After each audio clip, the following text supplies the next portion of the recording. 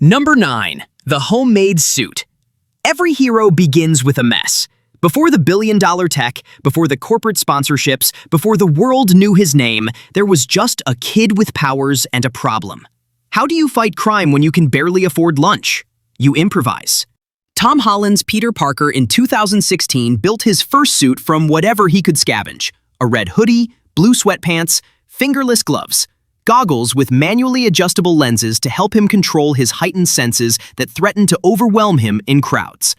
It looks exactly like what it is, a teenager's first attempt at heroism using his closet, a hardware store, and sheer determination. But don't let the simplicity fool you. This suit came with actual web shooters Peter engineered himself, mechanical devices that fired synthetic webbing he created in his bedroom. At 15 years old. Years earlier, Tobey Maguire's Peter Parker faced the same challenge. His solution? A red long-sleeved shirt, blue sweatpants, and a mask that looked like it survived a craft store clearance sale. That suit was built for a wrestling ring, for selfish reasons, before Uncle Ben's death taught him what power really meant. But Holland's homemade suit was different. This was built after the lesson, after Peter already understood responsibility. This suit proved something Tony Stark would later try to beat into his head. The suit doesn't make the hero. The hero makes the suit. It's scrappy, vulnerable, and completely honest. A snapshot of pure potential before the world got complicated. The homemade suit represents the foundation. The courage to begin when you have nothing, except the belief that someone needs to help. Every webline from those handmade shooters was a declaration.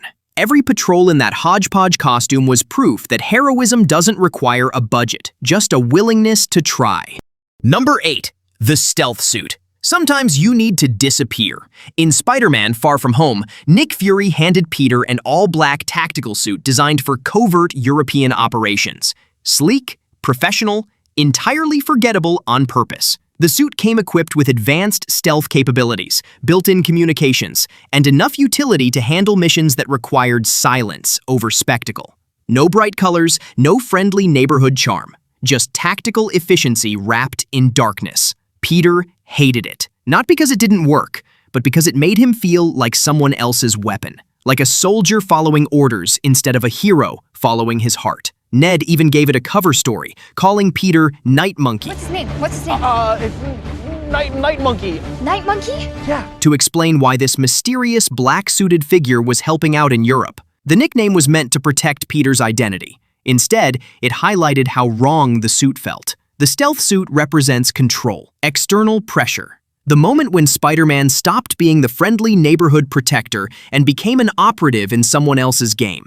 It's effective, it's practical, but it's also hollow. A uniform without identity. Power without purpose.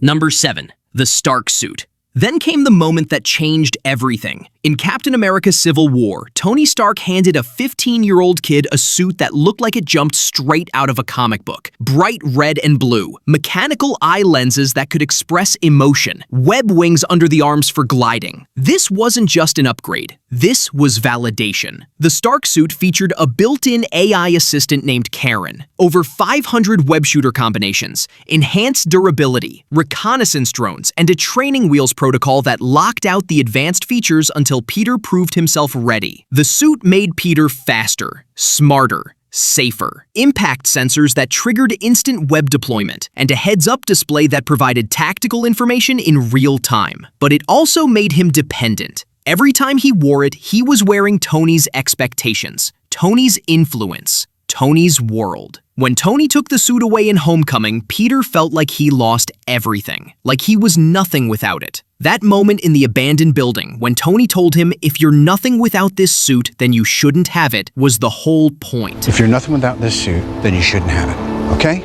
Peter needed to learn that the suit was a tool, not the source of his power. The Stark suit is powerful, no question, but its greatest strength is also its greatest weakness. It gave Peter access to technology he didn't fully understand, solving problems he should have learned to solve himself. It's the suit of potential, but also the suit of borrowed power. Number 6. The upgraded suit. After Mysterio destroyed Peter's reputation in Far From Home, Peter realized something crucial.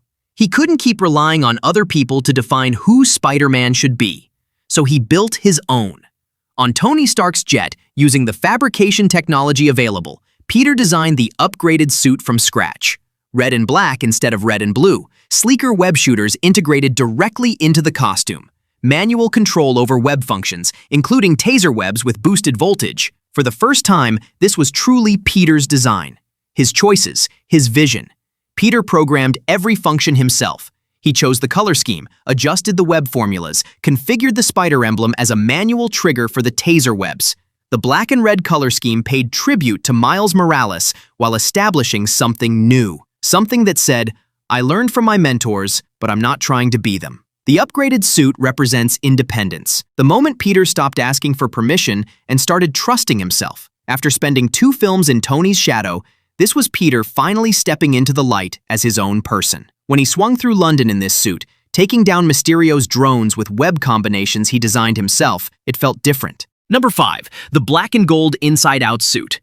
Now here's where things get weird and wonderful. After Mysterio's followers ambushed Peter in No Way Home, his upgraded suit got covered in paint during the chase. Bright orange and green splatters that wouldn't come out no matter how hard Peter scrubbed. So in pure Peter Parker fashion, he just flipped the suit inside out. What emerged was accidental art. The mechanical guts of the suit turned into war paint. Unintentional, but absolutely striking. And then came the genius part. The first villain Peter fought in this suit was Sandman. The same Sandman that Tobey Maguire fought immediately after donning the black symbiote suit in Spider-Man 3. When Sandman saw Peter, he recognized him instantly. Not the face, the feeling, that silhouette, those colors, that black suit with different patterns stirring something in his memory. The black and gold suit is a bridge, a visual echo, a reminder that every Spider-Man carries shadows from Spider-Men who came before. Number 4. The Iron Spider Armor. If we're talking pure technological superiority, few suits match this beast. Tony Stark's final gift to Peter before Infinity War, a nanotech masterpiece that could materialize from a small housing unit on Peter's chest, wrapping around him in seconds. 4 mechanical spider legs that could fight independently, stabbing through enemies and lifting Peter off the ground. Environmental sealing for space travel. Self-repair capabilities that could fix damage in real time. Instant kill mode.